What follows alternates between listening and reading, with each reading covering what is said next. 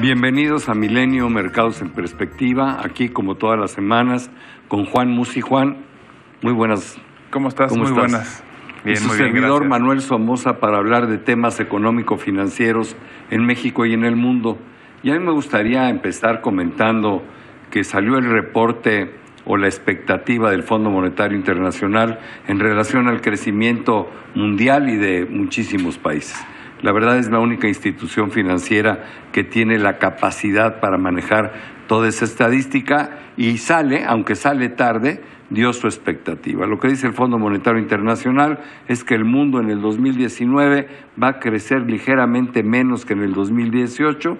La expectativa que se tenía antes de este reporte era que el mundo creciera 3.5%, que no es un crecimiento malo, y bajaron el crecimiento al 3.3%. En el caso de México ya no es noticia, pero también bajaron la expectativa de crecimiento del 2.1 anterior, ahí la tenían, al 1.6%. Y ese 1.6% no es noticia, a pesar de que haya sido 8 columnas en casi todos los periódicos, porque el 90% de los analistas en México ya tienen ese 1.6% desde hace mucho tiempo. Después quizá la única sorpresa, es China. No sé si te fijaste, dentro de toda la proyección de crecimiento, China fue la única que no disminuyó. Digo, quizás es la única sorpresa, como dices, las demás era esperado. Era esperado. Uh-huh. En México salió el dato de la inflación y yo creo que fue un buen dato. Salió en 0.39%. Se esperaba 0.40. Esto hizo que rebotara la inflación últimos 12 meses del 3.95, si no mal recuerdo, al 4%. Ahí está. Ahora, ¿qué es lo que tenemos que esperar? Yo creo que vamos a tener una inflación en abril y mayo donde va a seguir rebotando, va a subir al 4.10, 4.20, hasta 4.30 y veremos en julio y agosto que empiece a declinar para llegar a la estimación que nosotros tenemos, que es 3.75. Yo creo que la inflación está muy bien controlada y esa es de las buenas noticias que tenemos. Salió una muy mala noticia de la ANTAD. Las ventas de la ANTAD fueron nada más 0.3%, o sea que en términos reales es un crecimiento negativo enorme. Sí, se cayeron mucho las ventas, ¿no? Autoservicio y departamentales, ¿no? Así es, son las grandes tiendas de autoservicio y departamentales.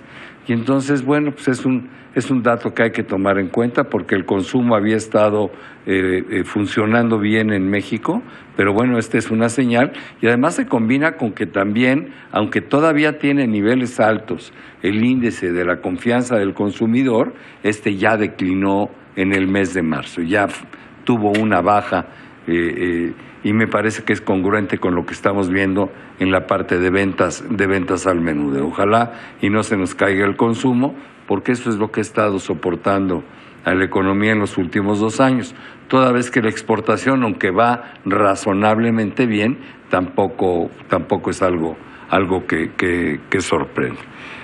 Después en México, y aquí sí me gustaría rebotar esto contigo, se dieron a conocer las minutas de Banco de México. Como ustedes saben, casi una vez al mes, no es que sea exacto, hay una reunión de política monetaria, la reunión de mercados abiertos en Banco de México, donde se decide, entre otras cosas, el nivel de la tasa de interés. Y a las 3 semanas se dan a conocer la discusión interna, la que se tuvo entre los miembros que toman esa decisión. Y bueno, ya sabemos todos que la decisión fue unánime en que se mantuviera la tasa de interés en el 8.25%. Sin embargo, en la explicación que se dio en ese día, el día que se anunció que la tasa quedaba sin movimiento, también se dijo que no se bajaba la tasa. Bueno, no se dijo así, pero se dijo que había mucho temor por parte del Banco Central porque los riesgos al alza de la inflación ahí estaban presentes y entonces Banco de México tomó la decisión de ser prudente. Sin embargo, un miembro de la Junta de Gobierno, que por cierto es el más nuevo, es uno que puso el licenciado López Obrador ahí, y que es una gente realmente un buen economista, sí, y muy capaz, bueno, pues él opinó distinto. Él dice que la opinión en relación a los riesgos futuros pues debería de ser neutra y no tan negativa. ¿Tú qué opinas? Pues se vale, ¿no? Yo creo que, como bien dices tú, la parte importante que es la decisión de política monetaria, y es dejamos la tasa donde está, la bajamos o la subimos, ahí hubo unanimidad, también se vale. Hay veces que evidentemente para eso está la Junta de Gobierno, para contar los votos, y al final pues se hace lo que la mayoría decide.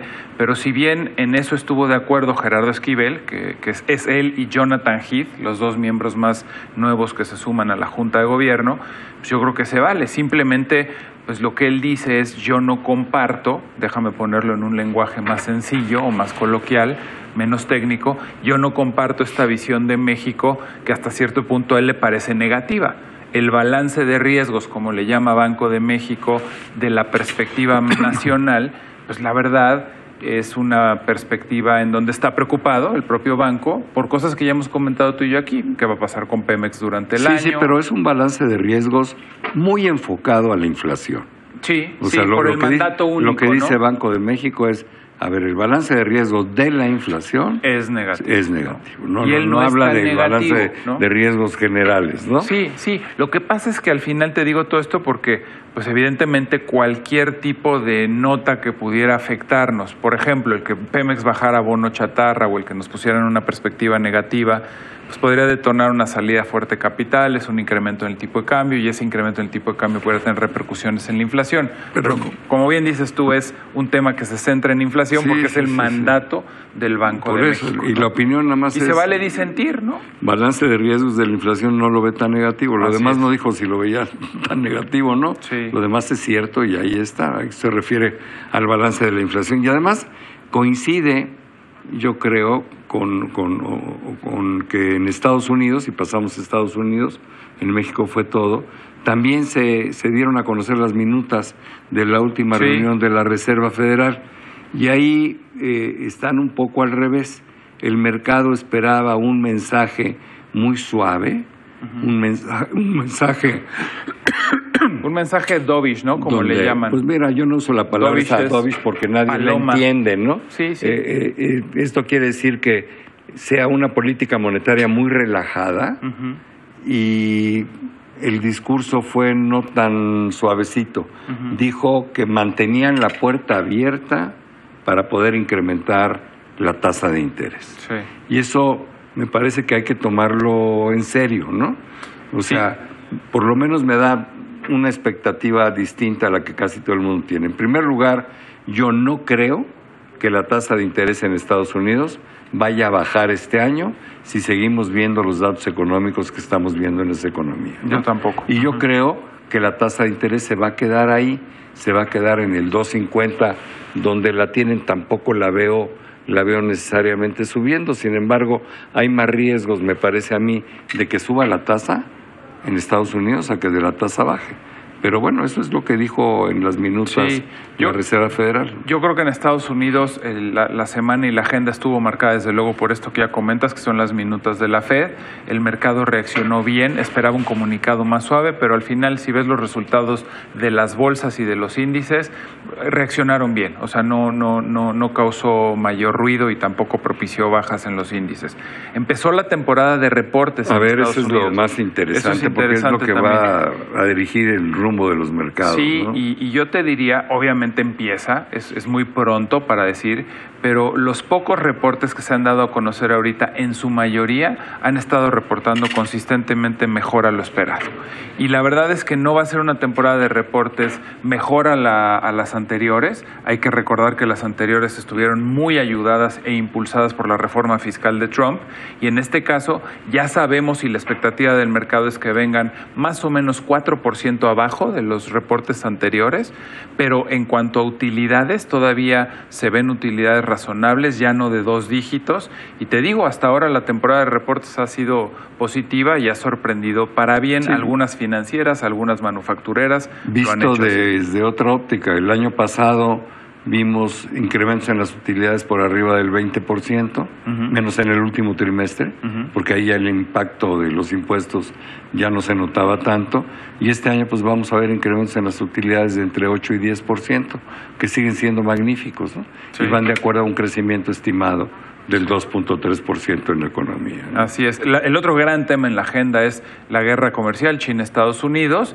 Yo te diría que el lunes y martes estuvieron muy positivos los mensajes que se filtraron. Aquí lo malo es que es muy poco específico todo, ¿no? No sabemos a detalle qué está pasando. Simplemente lo que se filtra es lunes y martes hubo mucho optimismo de que las cosas iban muy bien, y el resto de la semana lo que se filtró es que estaban atorados, que las cosas se habían complicado y que ya no estaban fluyendo tan bien. Es normal. Sin embargo, mi sentir es que la mayor parte de los analistas estiman que esto va a llegar a buen puerto, es decir, que sí se va a llegar a un arreglo. Yo creo que también, y lo está también absorbiendo así el mercado. Y por último te comento, logró Theresa May, sobre todo con el apoyo de Francia, una extensión para, yo le llamo, patear el problema otros meses más, ¿no? Bueno, tiene un montón de implicaciones, porque sí, de aquí al 31 de octubre la pueden quitar, puede haber nuevas elecciones, pudiera haber un nuevo referéndum.